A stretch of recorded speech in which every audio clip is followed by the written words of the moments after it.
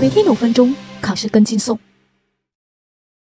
除了春节、中秋节以外，啤酒节也是这里很重要的一个节日。这个地方每年夏天都要举行一次啤酒节。在啤酒节上，你可以喝到世界上不同地方的啤酒。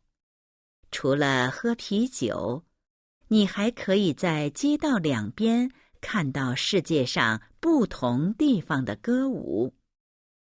你想不想了解世界各个地方的啤酒文化？来这里的啤酒节看看吧。